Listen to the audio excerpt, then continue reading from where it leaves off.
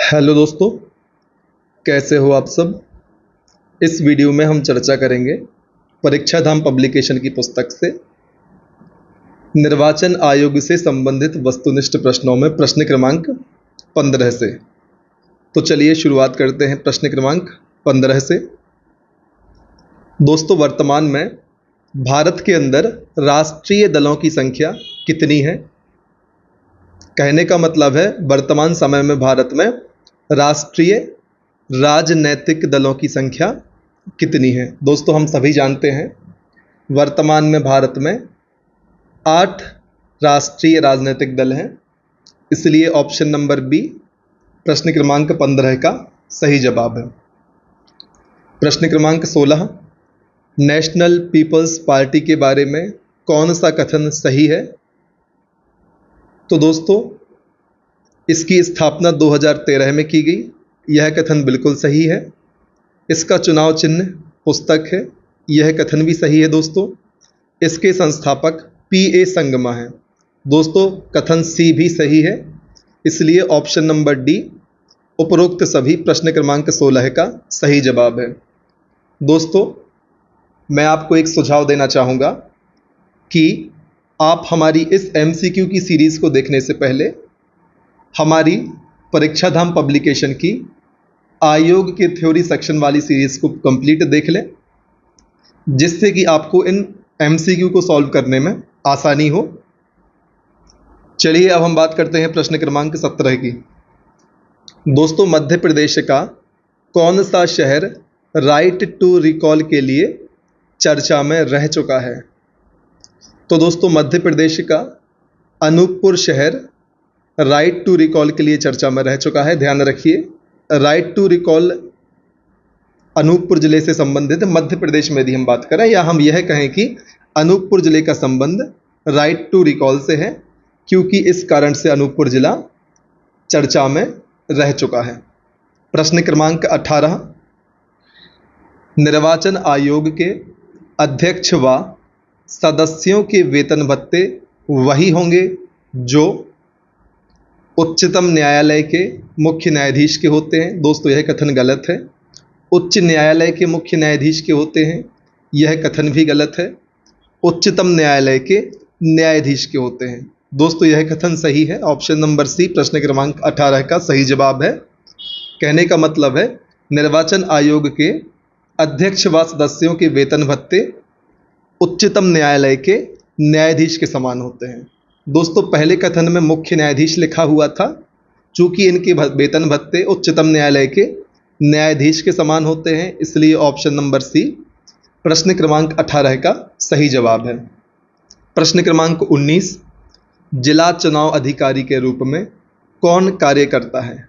जिला चुनाव अधिकारी या जिला निर्वाचन अधिकारी के रूप में कौन कार्य करता है। तो दोस्तों, ऑप्शन नंबर बी जिला कलेक्टर जिला चुनाव अधिकारी के रूप में कार्य करता है। आपको यह बात ध्यान रखनी है। प्रश्न क्रमांक 20, चुनाव के संबंध में संसद को कानून बनाने की शक्ति किस अनुच्छेद के तहत प्राप्त है। तो दोस्तों, हम सभी जानते हैं संसद को चुनाव के संबंध में कानून बनाने की शक्ति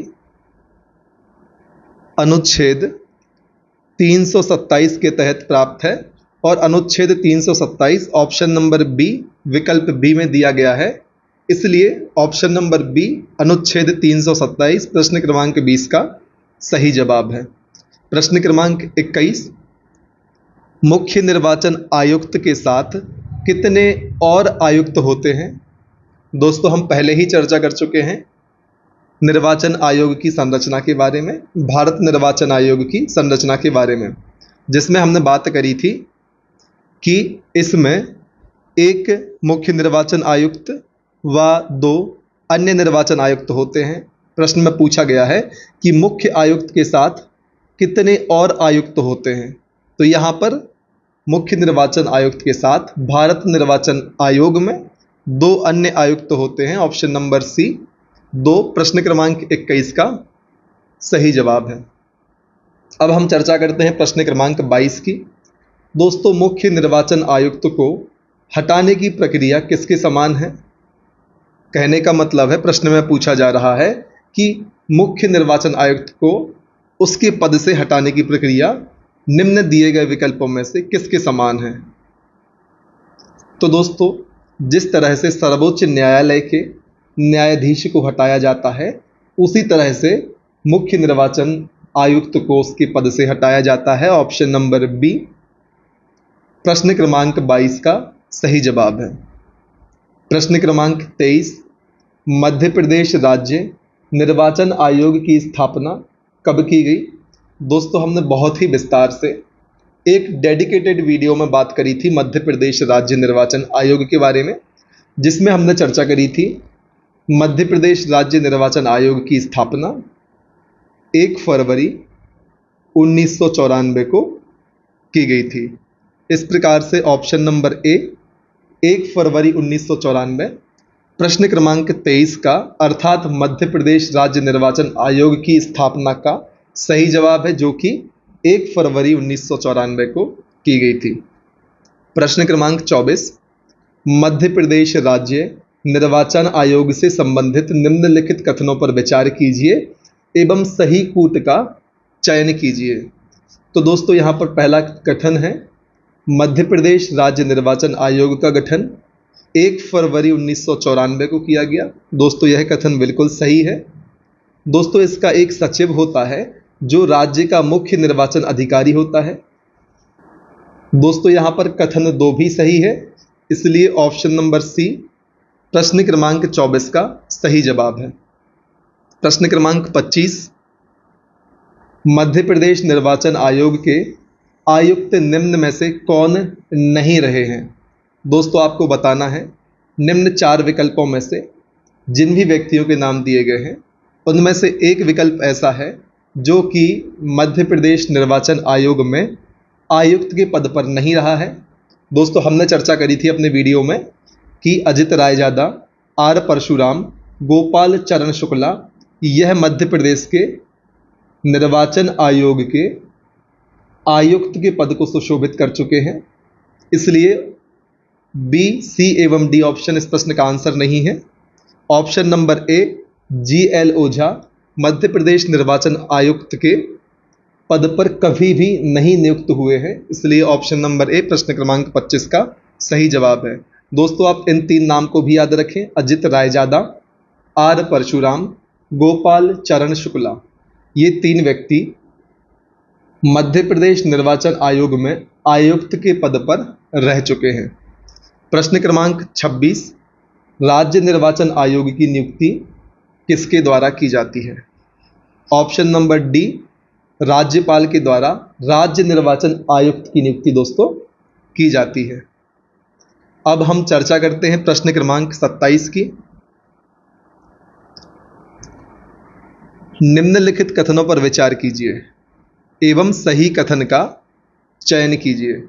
राज्य निर्वाचन आयुक्त को शपथ उच्च न्यायालय के न्यायाधीश दिलवाते हैं। दोस्तों, यह कथन गलत है।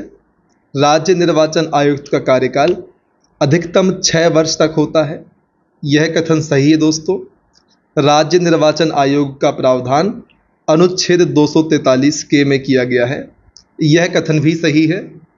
तो दोस्तों, उपरोक्त 3 कथनों में से कथन क्रमांक 2 एवं कथन क्रमांक 3 सही है, इसलिए ऑप्शन नंबर बी 2 और 3 इस प्रश्न का सही जवाब है। प्रश्न क्रमांक 28, राज्य निर्वाचन आयोग नगरीय निकायों के निर्वाचन का संचालन किस अनुच्छेद के तहत करते हैं? राज्य निर्वाचन आयोग नगरीय निकायों के चुनावों का संचालन किस अनुच्छेद के तहत करते हैं?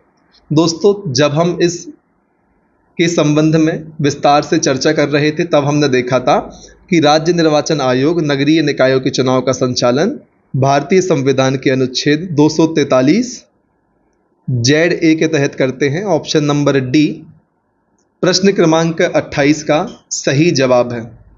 प्रश्न क्रमांक 29, तारकुंडे समिति का संबंध किससे है? तो दोस्तों, हम सभी जानते हैं तारकुंडे समिति का संबंध चुनाव सुधार से है। ऑप्शन नंबर बी प्रश्न क्रमांक 29 का सही जवाब है।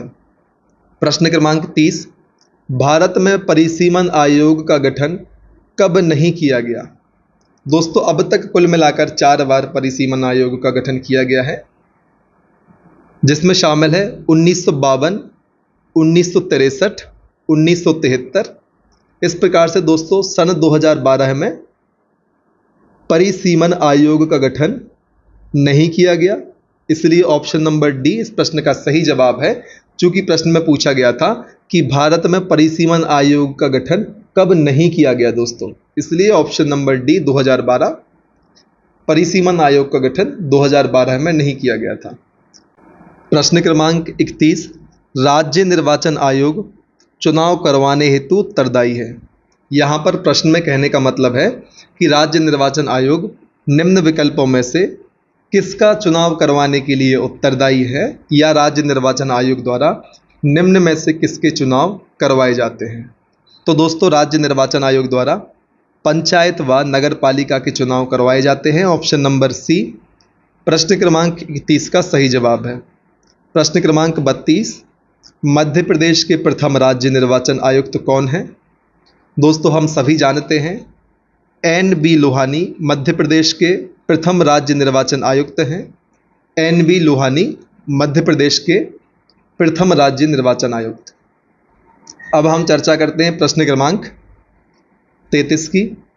दोस्तों भारत में राष्ट्रीय एवं क्षेत्रीय दलों को दर्जा देने का अधिकार किसे है? भारत में राष्ट्रीय एवं क्षेत्रीय दलों को दर्जा या मान्यता देने का अधिकार किसे प्रदान किया गया है? तो दोस्तों भारत में यह कार्य भारत का निर्वाचन आयोग करता है। ऑप्शन नंबर डी प्रश्न क्रमांक 33 का सही जवाब है।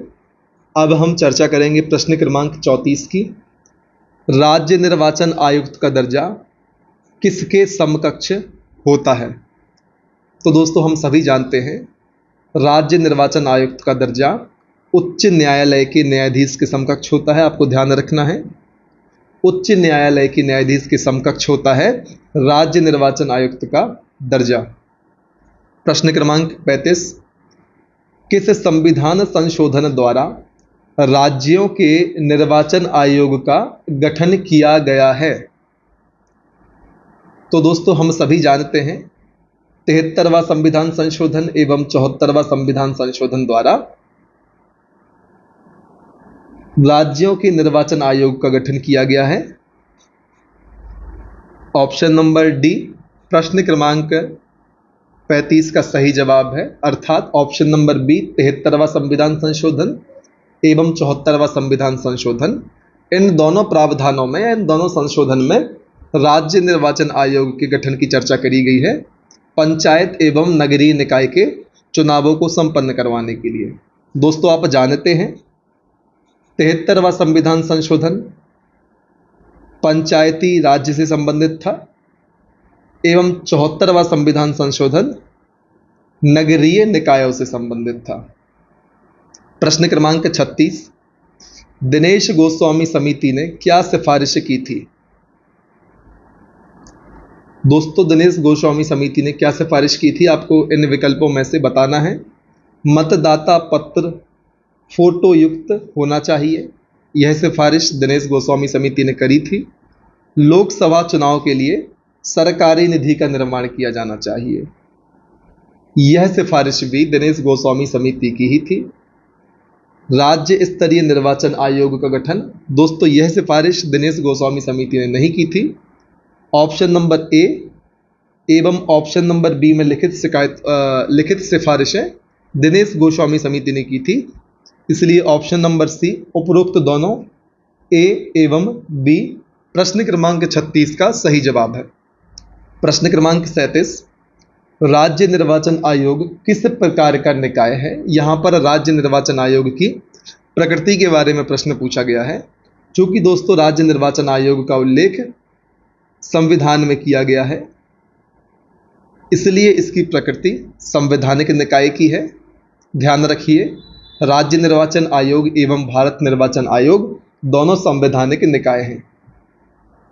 अब हम चर्चा करते हैं प्रश्न क्रमांक 38 की। भारत के मुख्य निर्वाचन आयुक्त का कार्यकाल कितना होता है? तो दोस्तों हम पहले ही चर्चा कर चुके हैं। 6 वर्ष या 65 वर्ष की आयु, इनमें से जो भी पहले हो, तब तक भारत के मुख्य निर्वाचन आयुक्त अपने पद पर बने रहते हैं। ऑप्शन नंबर बी प्रश्न क्रमांक 38 का सही जवाब है। प्रश्न क्रमांक 39, देश में सबसे पहले राज्य निर्वाचन आयोग गठित कहाँ पर किया गया था?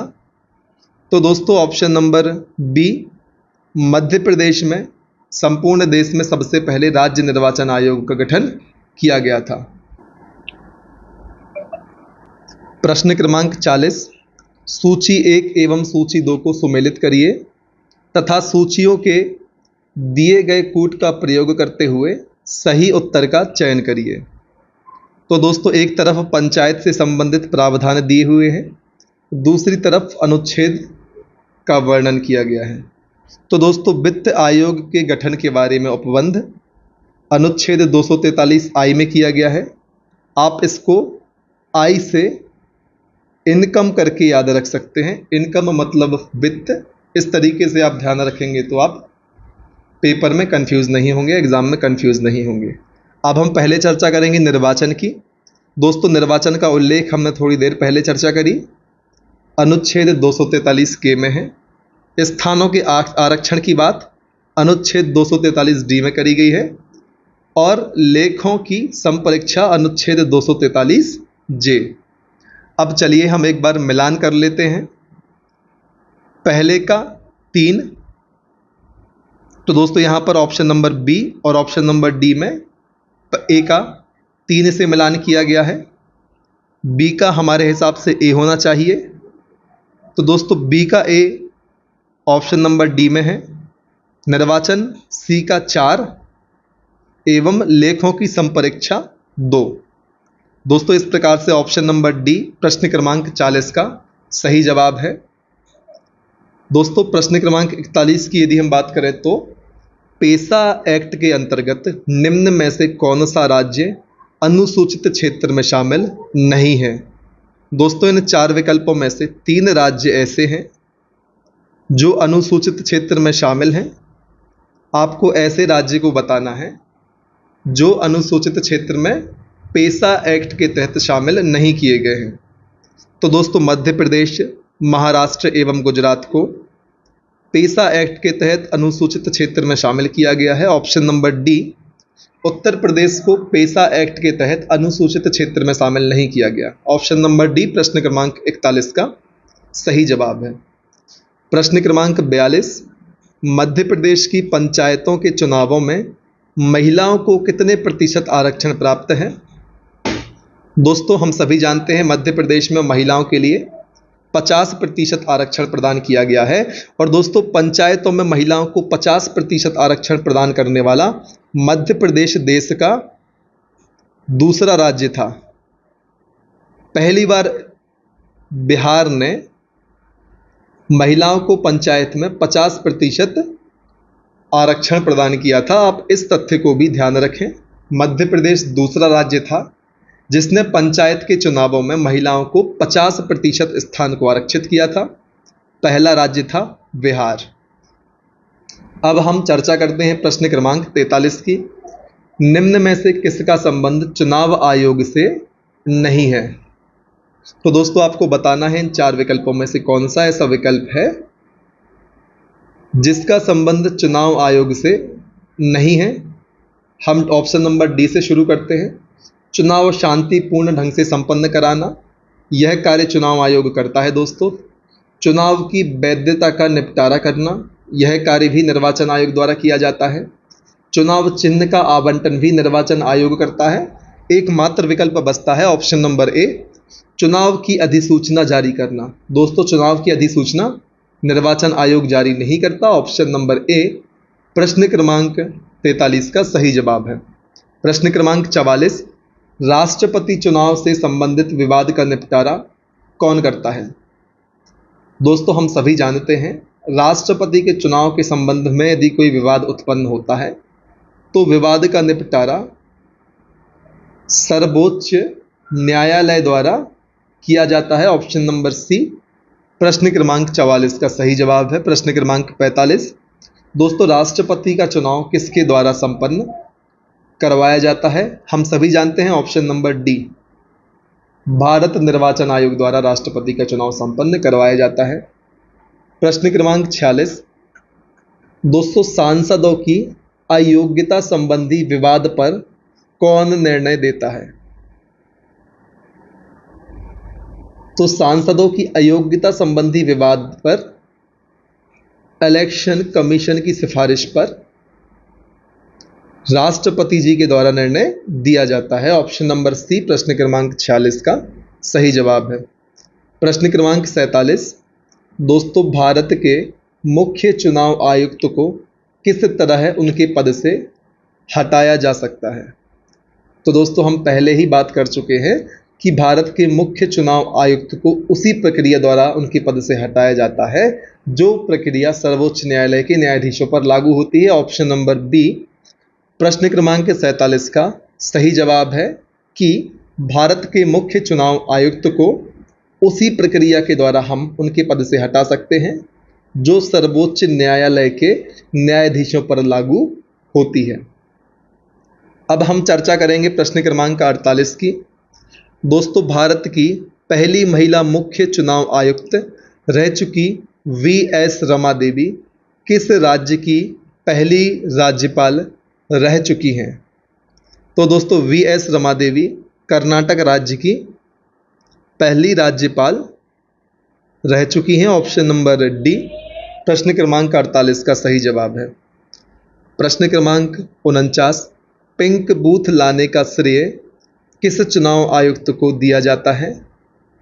तो दोस्तों, option number B Naseem Zaidi ji को पिंक बूथ लाने का श्रेय दिया जाता है। Option number B Naseem Zaidi प्रश्न क्रमांक 49 का सही जवाब है। प्रश्न क्रमांक 50 भारत के किस मुख्य चुनाव आयुक्त को मदर टेरेसा के ऊपर किताब लिखी है? भारत के किस मुख्य चुनाव आयुक्त ने मदर टेरेसा के ऊपर पुस्तक लिखी है? तो दोस्तों, नवीन चावला ने मदर टेरेसा के ऊपर पुस्तक लिखी है। ऑप्शन नंबर ए प्रश्न क्रमांक 50 का सही जवाब है। प्रश्न क्रमांक 51 भारत के कौन से मुख्य चुनाव आयुक्त अंतर्राष्ट्रीय न्यायालय में न्यायाधीश रह चुके हैं?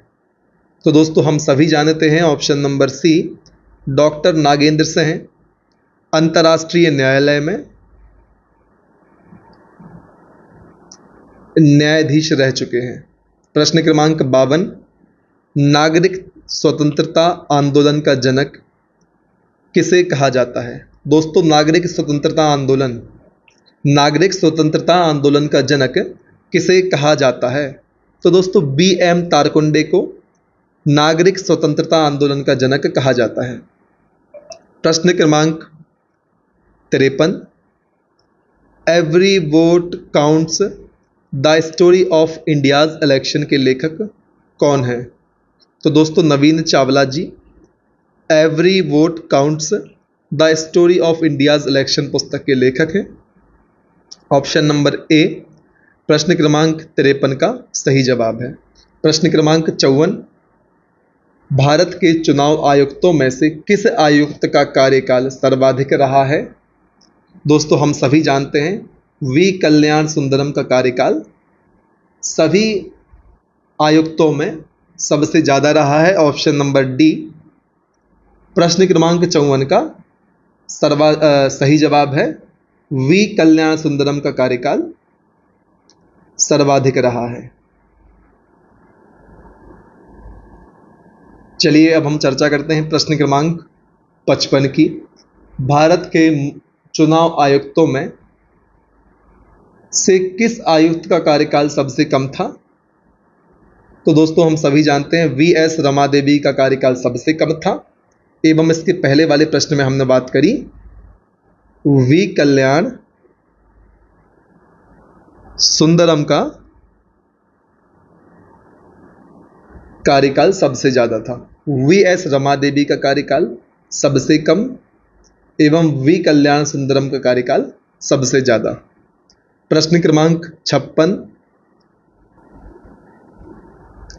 द डीजेनरेशन ऑफ इंडिया किस मुख्य चुनाव आयुक्त की पुस्तक है? The degeneration of India. दोस्तों हम सभी जानते हैं इस पुस्तक के राइटर टी.एन. सेशन हैं। Option number C T N. Seshan प्रश्न क्रमांक 56 का सही जवाब है। दोस्तों इस प्रकार से हमने चर्चा करी निर्वाचन आयोग से संबंधित समस्त वस्तुनिष्ठ प्रश्नों को, जो कि परीक्षा धाम पब्लिकेशन की पुस्तक में दिए हुए थे। अगले वीडियो में हम चर्चा करेंगे संघ लोक सेवा आयोग एवं मध्य प्रदेश राज्य लोक सेवा आयोग से संबंधित वस्तुनिष्ठ प्रश्नों की। तो दोस्तों बने रहें हमारे साथ, और यदि हमारे द्वारा बनाई जाने वाली वीडियोस आपके एग्ज़ाम की तैयारी में आपकी किसी भी प्रकार की सहायता करती है तो अधिक से अधिक संख्या में आप हमारे वीडियोस को लाइक करें। ऐसे विद्यार्थियों तक शेयर ज़रूर करें जिनको हमारे वीडियोस से उनके एग्ज़ाम की तैयारी में सहायता प्राप्त हो सकती है। आप हमारे चैनल को सब्सक्राइब कर लें, साथ ही साथ बेल आइकन भी प्रेस करें ताकि आने वाले समय में जितने भी वीडियोस हम अपने चैनल पर अपलोड करते हैं उनके नोटिफिकेशन आपको तुरंत प्राप्त हो जाएं। दोस्तों डिस्क्रिप्शन बॉक्स में हमने अपने टेलीग्राम चैनल की लिंक आपको प्रोवाइड की हुई है। आप लिंक के माध्यम से हमारे चैनल से जुड़ सकते हैं एवं हमारी इस सुविधा का लाभ भी ले सकते हैं। साथ ही साथ डिस्क्रिप्शन बॉक्स में ही हमने इस पुस्तक की लिंक भी आपको दी हुई है। यदि आप इस पुस्तक को बाय करना चाहते हैं तो इसके लिए भी आप लिंक के माध्यम से परचेज कर सकते हैं। तो दोस्तों बने रहें हमारे साथ, लगातार मेहनत करते रहें, तब तक ना रुकें जब तक कि आपको आपकी मंजिल प्राप्त नहीं हो जाती। जय हिंद।